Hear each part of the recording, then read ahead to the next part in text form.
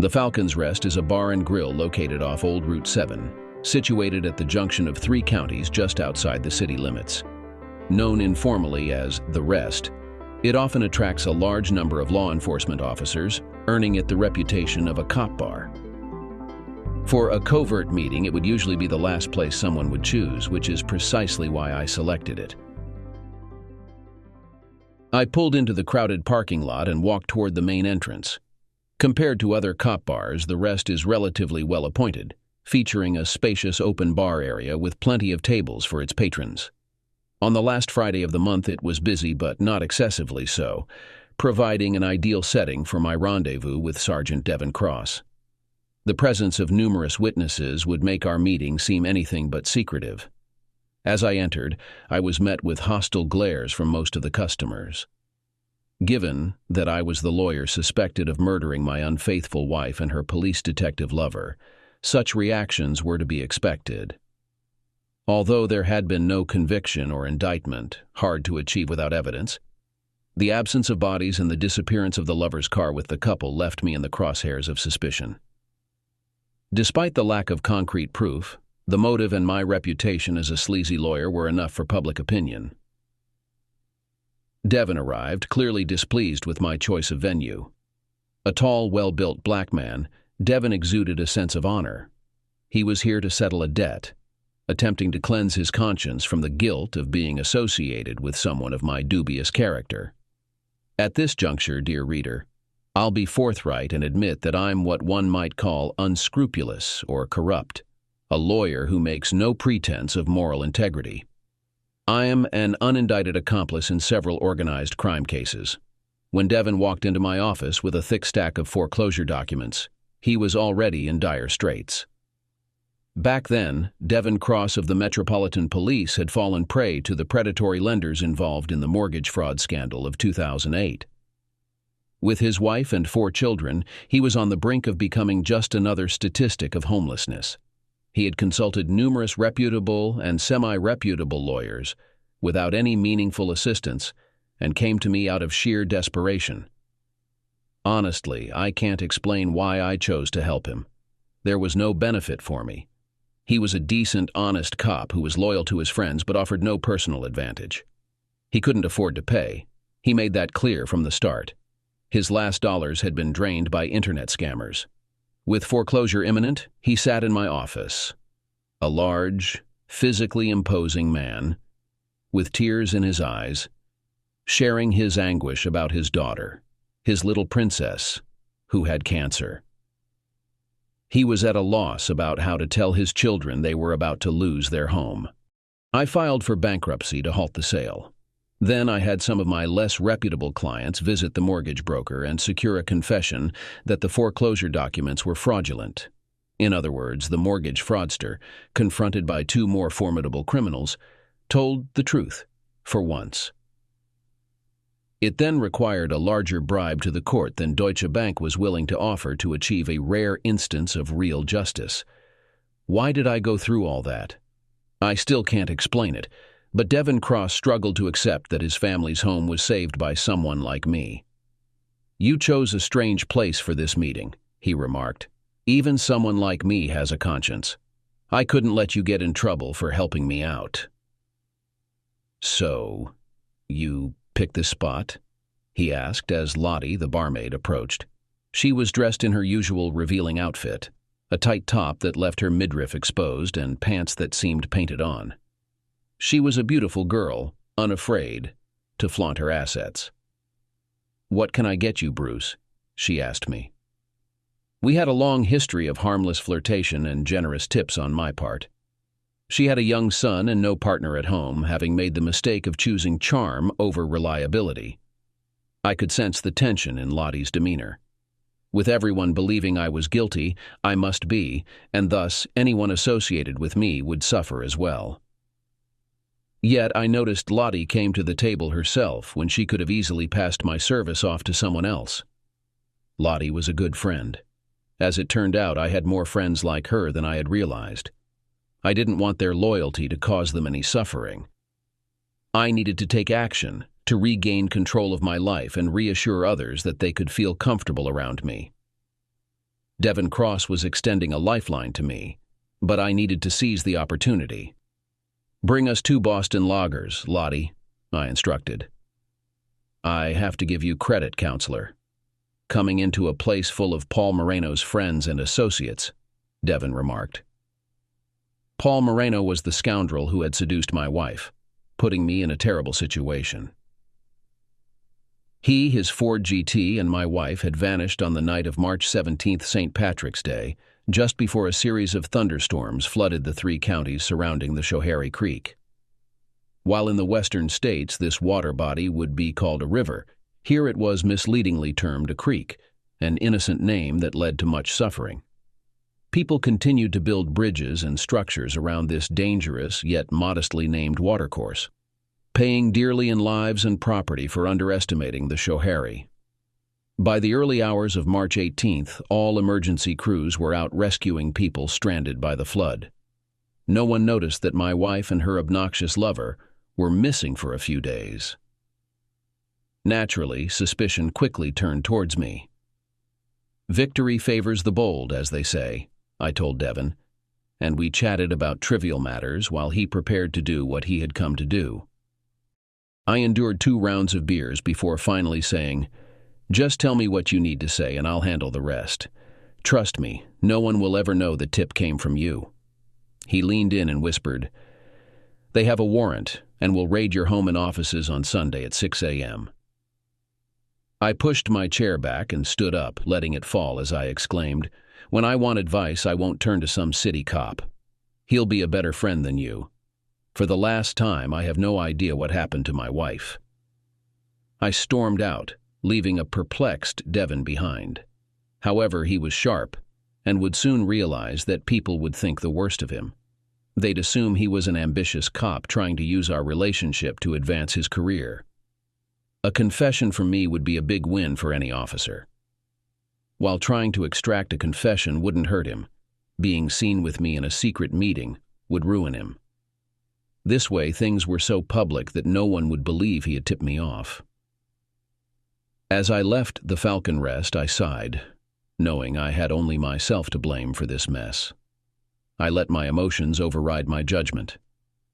Now I had to work tirelessly to dig myself out of this legal quagmire. Yet the words from my late wife's diary haunted me, like a swarm of killer bees stinging my heart until all the blood drained away. October 1st, the diary of Elaine Gray, Mrs. Bruce Gray. I saw him again today. He is very tall and handsome and has wavy black hair.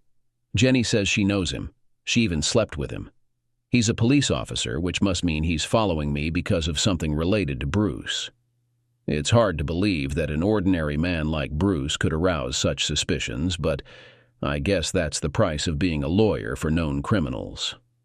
The people Bruce interacts with are much more intriguing than he is. Don't get me wrong, I love him very much. He's like a cuddly teddy bear that makes you feel safe. I can't understand why anyone would consider him dangerous. Jenny mentioned that the policeman who is following me is very attractive. He is very well provided for. His name is Paul Moreno. Jenny has been seeing him from time to time for the past 6 months. Her husband Bob is very similar to my Bruce, except that he does boring real estate work instead of protecting criminals. In fact, you can't blame Jenny for succumbing to the exciting charm of a policeman. After 7 years of marriage and 2 children, she is looking for entertainment. At least that's what she says. As for me, after 15 years of marriage and a 14-year-old daughter, I feel ready for a rocking chair on the veranda. Women like me just don't attract young guys, and that makes me feel so old. October 15th. Bruce is away again. It seems like he's always on the road. If it were anyone else, I'd suspect there was something going on, but Bruce is as loyal as a spaniel and just about as thrilling. I joined a gym today. Jenny was the one who pushed me into it. She's caught up in the fitness craze and needed a workout buddy. I'm not in terrible shape, certainly better than Bruce, who's dealing with a midlife spread. But Jenny needed someone to work out with, and I could use the exercise. I've upped my morning run from 1 to 2 miles, but I still need to work on my tummy and thighs. I'm feeling the empty nest syndrome, and maybe getting fit will help.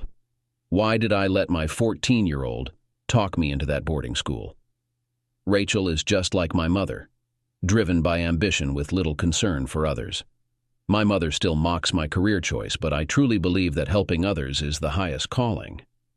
Being a social worker can be frustrating, but on those rare days when you know you've made a real difference in someone's life, it's incredibly rewarding. On the other hand, Rachel might be trying to distance herself from the stigma associated with Bruce's job. People can be so cruel, and teenage girls are especially sensitive. Maybe it's for the best if Rachel is away, though it's hard for a mother not to miss her child. I saw him again today. He's so handsome. He was at the gym wearing this tight outfit that showcased his well-defined abs. I tried not to stare at the bulge in his shorts. Surely it can't all be him. I don't understand why he keeps showing up where I am, but Paul Moreno is definitely easy on the eyes. October 17th. Today I saw Paul Moreno at the gym again. He noticed that I was looking at him and just held my gaze until I had to look away. Jenny thinks he might be interested in me, but I don't understand why, unless it has something to do with Bruce. When I returned home, I did something I hadn't done for a long time. I engaged in self-satisfaction. I poured myself a glass of wine, took the toy, and leaned back on the headboard. I tried to distract myself, but my thoughts kept returning to Paul, to his prominent muscles and impressive abilities. I didn't want to think about him. It felt like a betrayal of Bruce, although it was just a harmless fantasy. There's nothing wrong with dreaming, right? November 2nd. I voted today, though I doubt it will make much difference. As I was leaving the polling station, I saw Paul again. He wasn't trying to be inconspicuous. He had stopped tailing me for a while, but in the past few days he was back at it. He actually greeted me, so I decided to stop and chat. "Are you back to following me?" I asked. "Well, it's part of my job and a convenient excuse," he replied. "Excuse?" "Yeah, what would you think if I just trailed you around without a reason?" "Why would you do that?" "Have you looked in the mirror lately?" "Oh, stop it. I'm a mother of a teenager." "Ever heard the term MILF?" "No. What's that?" "It stands for Mother I'd Like to Fuck, referring to an attractive mom like you who catches the eye of younger guys." "Stop it, I'm just an older woman." "A woman, yes, but definitely not old, just elegantly mature and attractive." Just then I spotted someone I knew and had to end the conversation. I'm amazed he was flirting with me like that. Sure, I've lost a few pounds and firmed up since joining the gym, but it's still surprising that a young, attractive guy like him would be interested. It's clear that staying committed to my fitness is paying off. I was initially daunted by all those fit young women, but working with a personal trainer and sticking with it is making a difference. Bruce has definitely noticed. I just received 24 roses from him. When I called to ask why, he simply said he felt like sending them to his beautiful wife. What can you say about a man like that? I love him deeply. I might flirt with a handsome younger man, but I would never betray my loving husband. "Jake," I said as soon as he answered the phone. "Jesus, do you realize what time it is, counselor? I've been trying to reach you since around 9. "I was working on a job," Jake Trumbull replied. "Well, I have a new task for you." "Can it wait?" "No, it's urgent." "All right, what's the job?" "I need complete black coverings at my residence and office by sunrise on Sunday." "This Sunday?" "Yes, this Sunday." "That requires at least 72 hours. You're giving me just 24. "I just got the request and I need it done." "Well, it's going to cost you." "How much?" "35, Jake said. "After all the business I've sent your way." "That's my special rate. For anyone else, it would be 50. Jake didn't mention that it was very unlikely I'd live long enough to send him more business. At this point, whether as a business associate or not, I had no room to negotiate. He could charge me whatever he wanted, and I'd have to pay. "All right. But make sure it gets done," I said. November 9th. I've seen Paul 3 times in the last week, and now he always greets me with a smile and waves his hand. Jenny had an affair with him, and she says she's never had anyone better in bed. He's 29, which means he's 8 years younger than me. According to Jenny, with him she feels as if she is experiencing intimacy for the first time. Nothing compares to the sensations he gives you. I asked her if it was worth putting the marriage at risk because of him, and she advised me to reconsider this question as soon as I tasted a man. Is he really that gorgeous? Just thinking about him makes my heart beat faster. Last night, I attacked Bruce as soon as he got home. The fact that our daughter is not at home has its advantages. Bruce was great, but to my shame, I've been thinking about Paul all this time. Am I so spoiled that I have to fantasize about another man while my husband is with me? Today, while I was at Starbucks enjoying my mocha latte, Paul came over and sat at my table. For quite a while, he just stared at me as I deliberately avoided looking at him, but eventually, he broke the silence. "I've been reassigned," he said. "Reassigned? What do you mean?" "I'm no longer officially assigned to follow you." "What does that entail?" "Among other things, it means my superiors have concluded that you're not involved in any illegal activities your husband might be engaged in," he explained. Then he reached across the table to take my hand in his and continued. "But it also means I can now tell you how attracted I am to you. I'd like us to get to know each other better. You know I'm married. What exactly does getting to know me better mean?" He took my other hand and held both of them, saying, "It means you are a beautiful woman married to someone who can't possibly satisfy you. You deserve to experience love the way it's truly meant to be between a man and a woman. What about Jenny? I heard that you two are involved." "What Jenny and I had was purely physical. She's dissatisfied in her marriage, but I'm looking for something deeper. Besides, no man in his right mind would choose Jenny over you," he said with a smile. "As I mentioned, I'm married. I've never cheated on my husband. Can he say the same? You've met my husband. What do you think? I think we both know you deserve more." With that, I got up, leaving most of my latte untouched. I needed to get away. Paul had a way of making me feel uncomfortable. December 1st. I hadn't seen Paul since our run-in at the cafe, and while part of me was relieved that I might not run into him again, another part of me was worried. I regretted this situation. His attention flattered my ego, and I couldn't deny that he attracted me. Besides, I had never been with anyone other than my husband, and I was curious what it would be like to be with another man, especially one as gifted and experienced as Paul. After work, I was heading to my car in the DSS parking lot and was delayed due to some paperwork. The parking lot was well lit, but deserted. When I got to my car, I had a strong feeling that I was being watched. As I bent down to open the door, the floor suddenly appeared right in front of me, making me flinch. "Paul, I almost had a heart attack because of you. Are you following me now?" "I'm sorry," he said, his hand sliding around my waist as my coat fell open. "I just had to see you. I think about you all the time." I should have been scared, but I actually thought about him almost constantly. I wanted to see him again. "Please," I begged, "leave me alone. I can't do this to my husband." In response, he just leaned over and kissed me. His size, strength, and masculinity stunned me, and like in a scene from a romance novel, I felt a jolt of electricity from his kiss. It seemed as if some invisible force had passed between us.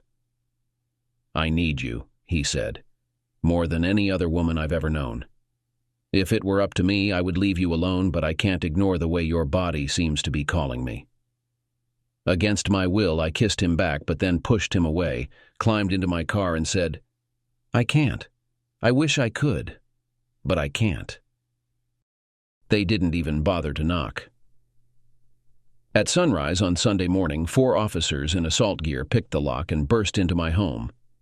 I assume they expected to find me asleep. However, I was up in the kitchen preparing what the travel brochures call a full English breakfast. Admittedly, I had substituted lox for the kippers, but I had managed to find a specialty shop with kidney pie. I was in the midst of scrambling a large pan of eggs when the first officer reached the kitchen. "I hope you like your eggs scrambled," I said as he grabbed me and forced me out of the house. They detained me in a police van while they ransacked my home. They tore up the carpet and dug up the flower beds, though I was relieved that I'd mostly opted for hardwood floors. They pried up a few boards but largely left the upper floors alone. The basement, however, was a mess. My biggest complaint was them breaking into my car's trunk. This seemed purely spiteful since I'd left the keys conveniently in the ignition, but destruction seemed to be their goal. Despite everything, they weren't entirely unkind. When they finally stopped wrecking my home, a couple of officers I'd befriended over the years took me out for lunch at Denny's. "Where did you hide the bodies, Bruce?" they asked as I ate what the menu claimed was the big breakfast, which was a far cry from the meal I had originally planned. "As far as I can see, there are no bodies." "Come on, they vanished in March. It's already October." "Do you think it will rain today?" "It's been so dry since the spring and summer storms. With my flower beds gone, I'll need to replant my bulbs if I want any flowers this spring." "Still, I'm in a better situation than those affected by the flooding around Schoharie Creek," I mentioned, referring to the recent flooding. My companions at Denny's weren't concerned with flood victims or flowers. They were solely focused on getting me to confess. The problem was they had no evidence, but I knew that could change as quickly as a creek could flood. "I wouldn't expect to see spring flowers if I were you, but it'll be easier for you if you cooperate with us. We understand you had a good reason for what you did. Maybe you just lost your cool. Stop playing lawyer and take responsibility. We can help you if you do." "I don't think it will rain. It seems like we're in for a dry spell after all the rain. I'll head over to Lowe's for some bulbs." "All right, lawyer, but remember, cop killers get the death penalty in this state. You might want to think about that." December 9th. It was a terrible day. We got an urgent call early in the morning. 5 children in need of immediate protection. Normally, I don't handle child protection cases, but during our busy season, with staff shortages due to flu and holiday time off, flexibility is a must. Still, having 5 children under 7 needing emergency care made for a rough day. They were all deeply traumatized. They had just witnessed their mother being beaten nearly to death by the man they had called father. Though he was biologically related to only 2 of them, he was someone they looked to for safety, and he had betrayed that trust. I didn't want to separate them or place them in a county facility for Christmas, but options were limited.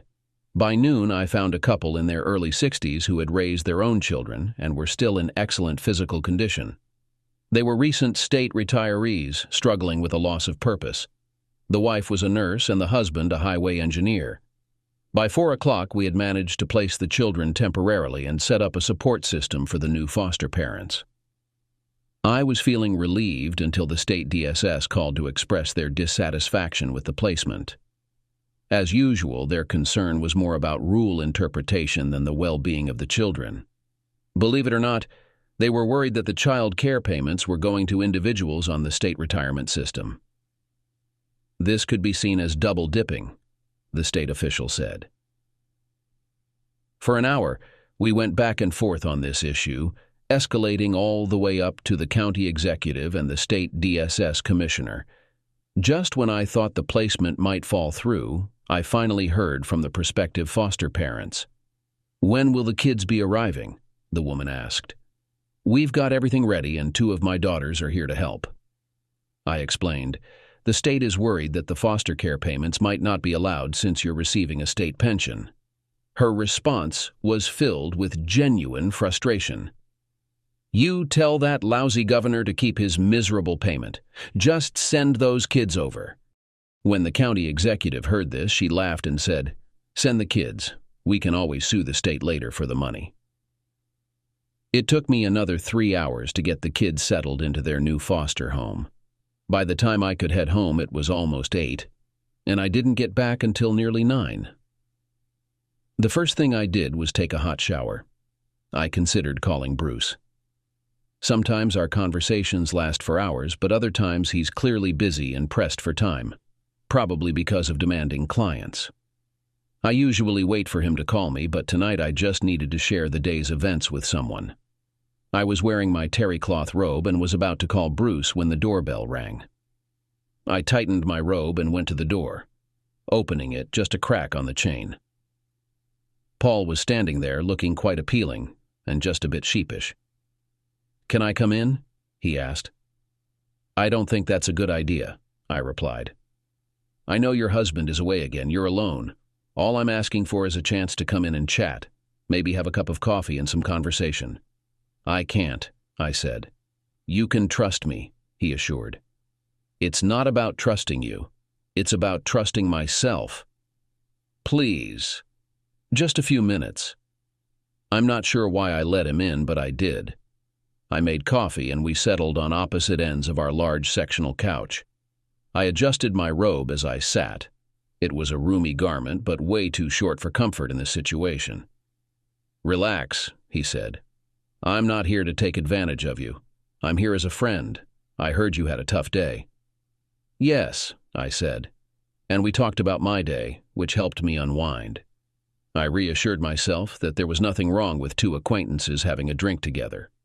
We switched from coffee to wine and had some frozen pizza for dinner.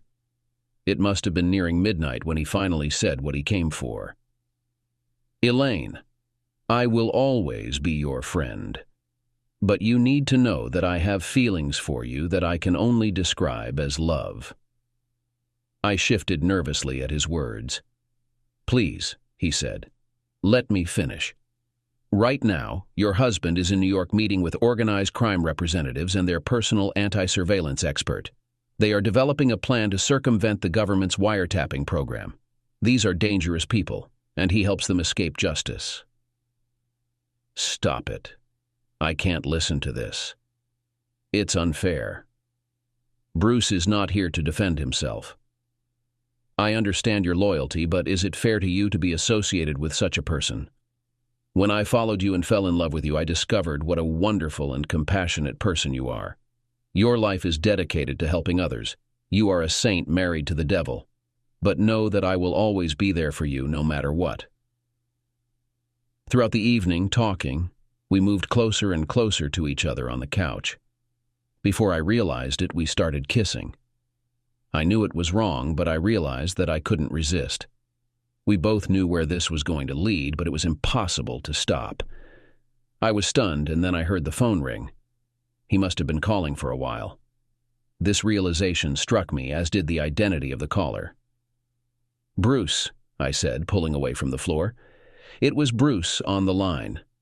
"Just checking in," he said. "I'm sorry if I woke you up. I've lost track of time." I composed myself to respond and attempted to carry on a normal conversation.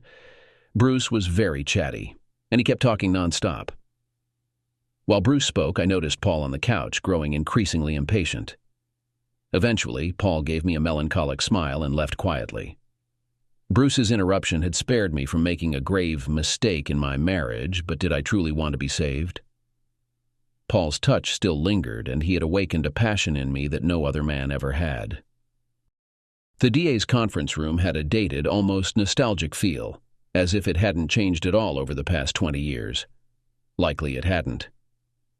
Tanya Marshall was the daughter of a former state senator who had managed to evade prosecution and retired with enough influence to secure a position for his daughter in the DA's office.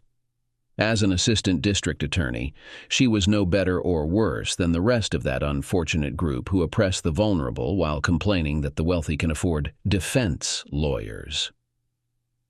"Mr. Gray, where is your gun?" she asked. "We didn't find it during our search of your home." "Gun," I replied. "The Smith & Wesson .44 Magnum registered in your name. Is it missing?" "You know it is." "Sorry, this is the first I'm hearing of it. It was kept in the top drawer of my bedroom nightstand. Is it really gone?" "It would be easier for everyone if we could be straightforward with each other," she said. "All right. You start, by telling me what evidence your officers supposedly found at my residence. All in good time, she replied. In that case, I said, standing up, I'll answer your questions in due course. With that, she handed me a notice of my right to appear before the grand jury. The real purpose of the meeting was now clear. I had no intention of appearing. The outcome was a foregone conclusion. I was to be indicted on 2 counts of murder. To be fair, the DA had little choice after they had broken into my wife's desk and seized her diary. They were aware of her infidelity. Of course, to someone like Tanya, it likely read like a tragic love story.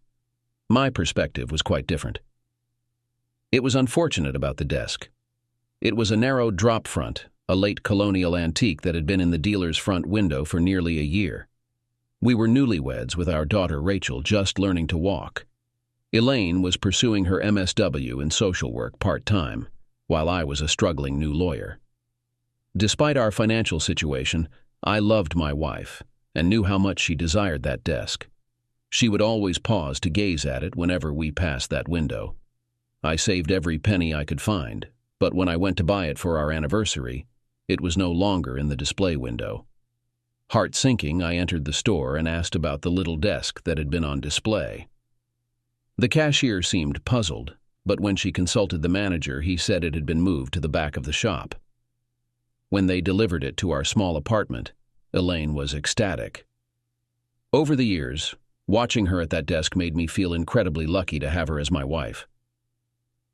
Love is a peculiar thing. I've come to believe it's all about those small moments. Your wife's happiness with a tiny antique desk, witnessing my daughter's first steps, moving into our first home, and seeing my wife proudly earning her MSW. When you add up all these moments, you get something called love. They pried open the desk drawers and found the diary. I could have left them unlocked, but I wanted them to notice the diary's contents. Locking the drawers gave them importance, and I needed them to retrieve the diary. Nevertheless, the destruction of the desk was painful. It perhaps made me realize that Elaine was truly gone from my life. The diary had the desired impact. Its contents soon became public, increasing pressure on the DA. With the evidence now available and the public aware of the love affair, the unfaithful spouse and her lover were recast as Romeo and Juliet. January 2nd. I'm not sure I can do this. Can I? Jenny just chuckles at my hesitation. What's the problem? Your husband's out of town. You go over to his apartment and no one will ever know. It's that straightforward. How will I ever face Bruce again? I don't care what people say about him. He's always been good to me. What will I say if he finds out? Just blame him for being away so often. He's really not away that much, and when we're together, it's a good marriage. It's just that Paul makes me feel things I've never felt before. As I said, Bruce won't find out. And if he does, just handle it the way I did with Bob. What did you do? You remember that day we came over here and Bob seemed so upset? Yes, I remember he asked if he could lie down in the bedroom. He looked almost sick. Well, he found out I'd been seeing Paul. I told him everything and assured him that I still loved him.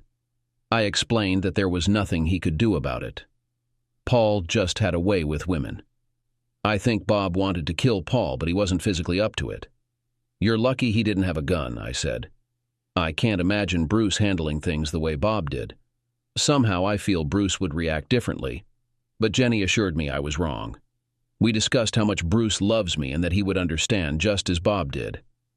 I've seen Paul about 6 times in the last 3 weeks. We were never alone, but I bumped into him from time to time. Maybe he was following me, or maybe he was stalking Bruce. My husband has been exceptionally attentive lately. We made love almost every night. Although I was in bed with my husband, my thoughts were preoccupied with the floor. Today, Paul gave me a note with an address, a specific date and time. I'm pretty sure it's the address of his apartment, and it's the address of the day Bruce will be in New York. I don't want to go, but I know I will. I keep telling myself that I'm going to go, just to ask him to stop bothering me. The 15th of January. Oh, dear God, what have I done? I spent the day at Paul's apartment. It all started quite decently. I told him that we could never be together and that I couldn't betray my husband. But then he kissed me and all thoughts of my determination disappeared. He took me to his bedroom. He continued to make love to me. We were full of passion for several hours, from noon to evening. I left worried, knowing it might never happen again, but none of us believed it was really over. When I left him, I was sure I would come back. Tanya's presentation to the jury was notably better than her usual standard, suggesting it was not entirely her own work, but rather the result of a ghostwriter's effort. Her supervisor was present, and D.A. Silva Marks was not going to let a subordinate take all the credit, though she was too shrewd to do the work herself. I was representing myself in court. Judge Bascom, who was presiding, warned me that an attorney who represents himself has a fool for a client. I responded that it was preferable to having a fool for an attorney. Bascom was determined to ensure justice was served through my conviction, going above and beyond to assist the weak prosecution and twisting the concept of reasonable doubt into a presumption of guilt. My primary concern was that someone might realize I had a crucial advantage I was waiting to reveal. While I had the truth on my side, they had the compelling Romeo and Juliet narrative. The story cast me as the villain, regardless of my innocence. Life isn't fair, and true justice is rarely found in a courtroom. "Sergeant McVeigh, did you open the trunk of the defendant's car?" Tanya inquired of her first witness. "Yes, I did. I was immediately suspicious of the vehicle. It was an older brown Toyota Camry, not the type of car you'd expect a high-priced attorney to drive. However, it's quite nondescript and has a large trunk capacity." "I understand," Tanya said, casting a smile toward the jury that seemed to suggest, "See how cunning the defendant is." "What, if anything, did you find in the trunk?" Tanya asked. "It appeared to have been recently cleaned, but we managed to recover hair and fibers that matched both Officer Paul Moreno and Elaine Gray." "So it's possible that their bodies were placed in the trunk?" "Objection. The question calls for speculation," I interjected. "No, the witness is an expert and is being asked for his opinion." "Overruled, the witness may answer," Judge Bascom ruled. And so it continued. Sergeant McVeigh eagerly shared with the jury his opinion that I had transported and disposed of my wife and her lover's bodies. During cross-examination, I asked, "Sergeant, if the bodies were transported in the Camry, what happened to the bright blue Ford Mustang Shelby 500 GT?" "I'm not sure what you're referring to," McVeigh replied. "Paul Moreno's car, his distinctive vehicle. It's nowhere to be found." "I'm not aware of that," McVeigh said. "But you know the car is missing, and it's hardly a subtle vehicle," I said, addressing the jury more than McVeigh. "Yes, Paul's car is missing." Returning to the Camry. "You broke in, but why didn't you use the keys in the ignition?" "We probably didn't see them." "Really? But didn't you use them to open the trunk earlier?" McVeigh looked taken aback for a moment. Before he could respond, Tanya jumped up to object. "The question is argumentative and presumes facts not in evidence." The objection was sustained.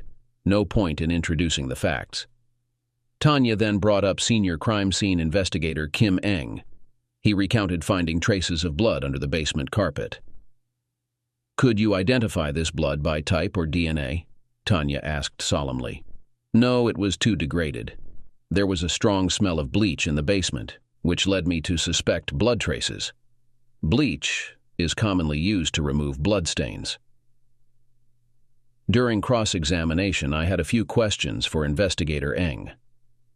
"The basement had the home's laundry facilities, correct?" "Yes." "You would expect to find bleach in the laundry, wouldn't you?" "I can't say for sure. It would likely depend on the personal habits of the person doing the laundry." The 7 women on the jury didn't seem to agree with Mr. Eng, but it was now time for the main event, the reading of my wife's diary. "Charseth, I'm feeling a mix of guilt and elation. My thoughts are consumed by Paul. his incredible physique and the way he made me feel. But I can't escape the guilt I feel about Bruce. For the first time, I wish I could believe all the awful things people say about him, but I know they're not true.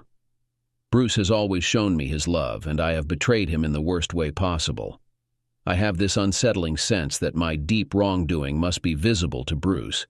He must somehow sense what I have done to him, and to us. The desk I'm writing on was a gift from Bruce. We bought it when we were financially struggling, and it's a genuine antique. I had seen it in a shop window but knew we could never afford it. Partly, our financial struggles were my responsibility. I deeply wanted to have a child, but we were newly married and not yet in a position to think about starting a family. Bruce had just begun his job and I was still in graduate school. Despite our financial situation, I decided to stop using birth control on my own. It should have been a joint decision, but I took it upon myself. Bruce never criticized me. He showed nothing but joy at the news of my pregnancy. I knew he was concerned about our financial stability and would have preferred to wait until we were more secure. Nevertheless, even while we struggled, he managed to find the means to buy me a lavish gift. My loving husband of 15 years, whom I have so easily betrayed. I am torn between never seeing Paul again and rushing out the door to be with my lover. When Bruce returns from his trip tonight, I am certain he will find out, and that might bring the situation to a resolution, one way or another. I am unsure of what I will say to him. I can't bear the thought of causing him pain. January 17th. Nothing happened last night. If Bruce sensed or even suspected what I had been doing while he was away, he gave no sign of it. However, there was a noticeable shift in our interactions, as if a certain distance had emerged between us. I might be unintentionally creating the very thing I fear. Bruce seemed weary and distant. For now, I can only wait and observe. I left for work early to avoid facing Bruce in the harsh morning light. I had barely arrived at the office when my phone rang. It was Paul. We talked until I had to start working, and somehow our conversation lifted my spirits and gave me hope that things would work out. I had to admit that what I felt for Paul was indeed love, perhaps not the lasting kind I have with Bruce, but a profound and passionate emotion, unlike anything I've ever experienced. January 19th. I took a time out and said I had a long lunch, but I actually went to Paul's house. He works the shift from 4 in the evening to midnight, so we spent 2 happy hours together. Bruce seems distant at home, although I'm not sure if that's just my perception. We haven't been close since he got back from New York, but he'll be home this weekend and I plan to make it up to him. On February 12th. The past month has been incredibly tumultuous. My relationship with Paul seems to be intensifying. We meet at his place at least twice a week during the day, and in the evenings when Bruce is out of town, something that's been happening quite frequently lately. Paul has mentioned that Bruce is involved with some dangerous people. The FBI is quite worried because their surveillance efforts have been ineffective. Bruce has been blocking their warrants legally and helping them obtain very advanced anti-surveillance equipment. Material that's restricted but can be acquired with special permits. Paul didn't explicitly say it, but I understand that part of his job involves monitoring my husband. While I should be grateful that Paul usually knows where Bruce is, the tension is mounting. I'm caught between 2 lovers, both of whom I love and who are evidently at odds with each other. I'm trapped in an inescapable situation with no clear solution. Bruce has been the epitome of a good husband, buying me small gifts without reason, sending flowers, and making the most tender love. However, I can't shake the feeling that he somehow knows what's been happening behind his back. He shows no sign of awareness, but after 15 years I can tell when something is troubling him, and I sense that something is indeed troubling Bruce. Sorry, Mr. Gray, but I don't see any issue with admitting your wife's diary into evidence, Judge Bascom stated as we argued in his chambers over the prosecution's proposal to include the diary. And the hearsay rule doesn't concern you at all? I inquired. It was clear that Elaine's diary was a statement made outside of court and was being admitted for its truthfulness. It fits into one of the exceptions to the hearsay rule, Tanya argued. Which exception would that be? I pressed. Several, she responded vaguely, not specifying any particular one.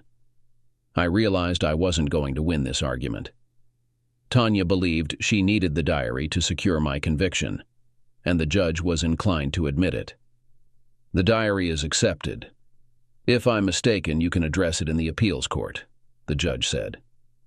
On appeal, the prosecution would claim that admitting the diary was a harmless error. While this claim might not be entirely accurate, it hardly mattered. I was already considered guilty by all, including the appellate judges. Tanya had a young and attractive clerk from her office, about 22 years old, take the witness stand to read my wife's diary. With her straight, raven-black hair and deep brown eyes, she had an innocent look. She blushed sweetly at the more risque parts of the diary, which helped to mitigate any potential disapproval the jury might have had regarding the infidelity of the woman I had loved and remained faithful to for 15 years. March 16th. Rachel is back home for spring break. I haven't seen or heard from my daughter since Christmas, but she seems very content. I'm unsure why she chose to go to boarding school, though I suspect it might be related to the gossip about Bruce. She loves her father, but it must be difficult for a teenager to deal with the rumors surrounding him. With Rachel back, Paul and I can't meet at my house. Paul also thinks there might be people at his workplace who suspect our relationship. If our affair were to become public, while he's part of the team investigating Bruce, it could harm his career. Paul plans to request a transfer and wants me to leave Bruce. However, considering this, I realize that Paul's proposal is not right, and what I've been doing with Paul is also wrong. My affair is problematic on so many levels. Whenever I see Rachel, I'm reminded that, above all, I am her mother and Bruce's wife. Neither of them has done anything to deserve the pain that my running away with Paul would cause. The suffering I would inflict on my family far outweighs the pain I would endure from losing Paul. I feel like I'm coming to my senses. This overwhelming passion has clouded my judgment, and I need to clear my mind and do what's necessary to end things with Paul. I'm determined. When I see Paul tomorrow, I will end the relationship. I know he will be hurt, but he will eventually move on. Jenny is waiting in the wings. She's a young, beautiful woman, and her husband has no choice but to tolerate her affair with Paul. There's nothing Bob can do to affect Paul. Everyone seems to think Bruce is a very different kind of man from the average. Would Bruce harm Paul if he knew? I don't believe Bruce would ever hurt me, but could I be mistaken? The awful things people say about Bruce, they can't be true. I've known him and loved him for years, yet I still doubt. Paul firmly believes my husband could be dangerous and is concerned for my safety. I just can't bring myself to believe that Bruce could hurt anyone. When I look at Bruce, I see the kind, loving man I married, the devoted father to our daughter. Throughout our marriage, he has always put Rachel and me first. When I see Paul tomorrow, I must end things. It will be painful, but it's the right thing to do. I've called Jenny and suggested that she might want to reach out to Paul after tomorrow to comfort him. Tanya, a young and attractive paralegal, completed the final entry in my wife's diary. The prosecution aimed to paint me as the heartless, malevolent husband trying to come between the star-crossed lovers, but I don't think Elaine's diary supported that narrative. Ultimately, my wife chose her home over the pursuer. Paul Moreno was a home wrecker who, despite knowing Elaine was happily married, continued to pursue her. Perhaps he fully believed the negative stories spread by law enforcement about me, or maybe he was trying to save the woman he had fallen for. The reality was that the lovers had delayed too long, leading to a tragic end. There are numerous hypothetical scenarios in such a situation. If Elaine had confessed to me earlier, or if they had ended things sooner, the outcome might have been different. But my immediate concern was my own defense. After the diary was read, the jury was poised to convict, and everyone in the courtroom sensed it. I had a lengthy list of witnesses, but only one really mattered. Jake Trumbull took the stand. Although my list made him appear to be an ordinary witness, his expert report was a daunting 500 pages of jargon, with a crucial video referenced on page 439. We began by discussing his credentials: an electrical engineering degree from RIT, a stint in Army intelligence, and then 2 decades with the FBI. Quite an impressive resume. I omitted the fact that after his time with the feds, he started working for the very criminal organizations he had previously pursued. He proved to be invaluable in helping me and others to counteract government surveillance. Mr. Trumbull, have you ever done work for me before? Yes, many times. In your most recent assignment for me, what did you do? I installed a comprehensive surveillance system covering both the interior and exterior of your home and office. We refer to it as a black cover because it's designed to expose illicit activities. What do you mean by illicit activities? Typical things like unauthorized entry to plant bugging devices or fabricate evidence. Did you uncover any illicit activities? Yes.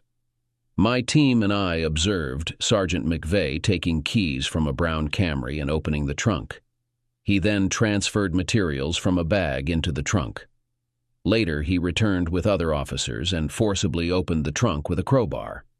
The officers then collected what are known as trace samples from the trunk. The courtroom was abuzz with shocked murmurs.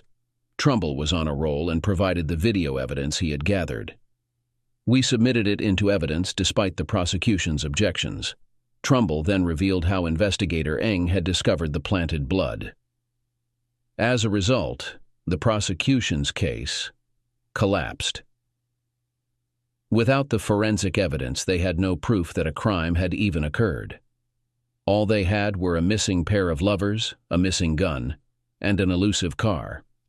My daughter Rachel embraced me when the verdict was declared innocent. What mattered most was that she never believed I had killed her mother. Many others thought I had escaped justice, but the officers who attempted to frame me faced no repercussions. In the end, they inadvertently preserved my life by providing the prosecution with a case to pursue in court. The long, dry summer had turned the Schoharie into a muddy strip and revealed the blue Ford Mustang buried in its deepest channel. The bodies remained inside the car, likely trapped as the flooding creek first carried the car away and then allowed it to sink into the rushing waters. Elaine's purse, containing the GPS I had placed there, was found with her remains. She had been right about me being suspicious. I had been gathering evidence of her infidelity. Despite my deep love for her, she had caused me immense pain. Paul Moreno, as far as I was concerned, was a deceiver who sought to ruin a good marriage. It was heartbreaking, but I was planning a divorce, not murder. However, the police would never believe that. My wife and her lover were dead. Even if I had been an angel, they would have held me accountable, and I was far from that. Elaine was found beneath her lover, both apparently not fully dressed at the time of their deaths. The autopsy revealed that they had both been shot, with the intended target being Paul Moreno. The bullets had passed through him and into Elaine. This double homicide resulted from the use of a powerful weapon. A .44 caliber Smith & Wesson, my missing gun, was recovered from the Mustang's floor. If the police and prosecutor had simply waited, they would not have needed to plant evidence. The diary had forced their hand. It detailed the story of the lovers and the unscrupulous lawyer husband, pushing the DA into taking premature action. Public opinion coerced the police into their usual deceitful practices. I had been framed, but skill and luck had spared me. As a lawyer, I took pride in my work while the forces of law and order lamented how an unscrupulous attorney had manipulated the system. Lottie set down the beers and flashed me a winning smile. She placed her hand on my shoulder and gave it a reassuring squeeze. She didn't need to say anything to show she was there for me. Her actions spoke volumes. We were at the Chambers, a bar frequented by lawyers in the city. Lottie had switched jobs, and I had followed her out of loyalty. Overall, the Chambers was a much more enjoyable place for me to have a drink compared to the Falcon's Rest. The police would never forgive me for outwitting them, and the patrons here had a certain sympathy for the underdog. the beleaguered lawyer with a ruined reputation. This perspective was quite misguided. The clients I aimed to attract saw my acquittal in a case I was obviously guilty of as a testament to my legal prowess. As a result of all the seemingly negative press, I had been forced to raise my hourly rate and hire a young female associate to handle the increased workload. Far from being tarnished by this odd situation, I emerged as something of an antihero. Poor Tanya, however, had been pushed out of the DA's office, serving as the scapegoat for the loss. My drinking companion had downed half of his Sam Adams in one gulp. "Relax, Bob. There's no need to rush. I don't have a wife waiting at home, and yours isn't worth going back to," I said. Bob frowned slightly. I think he had finally realized that some women, no matter how attractive, are just not worth the trouble, and his Jenny certainly fit that description. "I'm sorry about—" he started, but clearly struggled to continue. "Please," I said. "I didn't invite you here for an apology. Surely you understand that none would be appropriate in this situation." "But I never meant to hurt Elaine," he pleaded. "Of course not. That was a complete accident. A man like you, unfamiliar with guns, couldn't have known that the bullets would pass through Officer Moreno and hit the woman he was involved with," I argued. That was all the encouragement poor Bob needed. Yes, exactly. The way he had set up the seats, they reclined completely, like a bed. You couldn't see who was underneath him, and I was devastated. I lost my mind when Jenny told me she'd be seeing him again. "Right. You were in a sort of daze, only vaguely aware of what you were doing. But did you clean my gun for fingerprints before you planted it?" I asked. I might have. I wasn't thinking clearly. I had stolen it previously with the intention of warning him off. "I used your gun simply because I knew you kept one in your bedroom for protection." Elaine was more than willing to let me lie down when I said I wasn't feeling well. "Finding your gun was easy. You weren't exactly hiding it. I suppose a man like you needs such protection." "Actually, it was a gift from a client. I kept it in the bedroom for Elaine's safety when I was away." He nodded gravely, and I wondered if he grasped the irony of the situation. "She told me she'd be seeing him again, just like that. Paul will need some friendly comfort," she said. I couldn't just stand by. I went to his place to warn him that I wouldn't tolerate it. His car was gone. I called home, but there was no answer. I'm afraid I jumped to the wrong conclusion. "A reasonable mistake given the circumstances," I added. "I knew where he took his women in that repulsive car of his." It had started to rain, and it was very dark by the time I reached the county road leading to the creek. I stopped up the road and walked toward the creek. On a clear night, the moon would light up the place, but the weather was worsening. They were on the passenger side, but the driver's side window was partially open. I heard their laughter, and then her moan hit me right in the gut. I acted on impulse, firing the gun without thinking. After that, the gun either slipped from my hand or I threw it away. I didn't realize it was Elaine in the car until much later. I'm deeply sorry. "Will you inform the police now?" he asked with a concerned expression. I shrugged. "It's not my place to judge you. I'm many things, but not a hypocrite." "But I killed your wife," he said. "Yes, but it was purely accidental." "I don't know how the car ended up in the creek. I thought it would be discovered quickly, but when it wasn't, people started pointing fingers at you. Naturally, but without bodies or the gun, they couldn't prove my guilt. The GPS I placed in my wife's purse showed me her location. I figured that the car was carried into the flooded creek by rising waters and then sank when it filled up. It was only a matter of time before the car or the bodies would be found. Since my gun was missing, I had a strong suspicion about how the lovers met their end and who would be blamed. I'm sorry for that, and for the fact that many still think you're guilty. You should turn me in," Bob said in a soft, sorrowful voice. "What can I say? We can't control what people believe, and I certainly can't disprove an appealing lie with an unpleasant truth." "No, you're safe from me," I replied. Then why did you ask me here? He inquired. To give I this, I replied, pulling the document from my jacket pocket. What is it? He asked. My bill, of course. I provided an exceptional defense in the murder case. But you were defending yourself, he pointed out. And whose fault was that? I incurred both time and expenses, and the responsible party must cover them.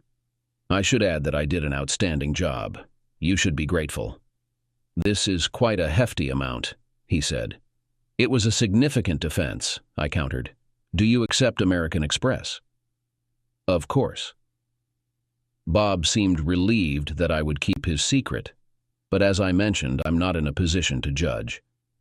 We live in a society where the presumption of innocence has been replaced by the presumption of guilt. In such an unjust world, a man must rely on his wits. As Bob left, Lottie brought me another Boston lager. Are you all right? She asked, her concern genuine. Yes, everything works out for the best in the end.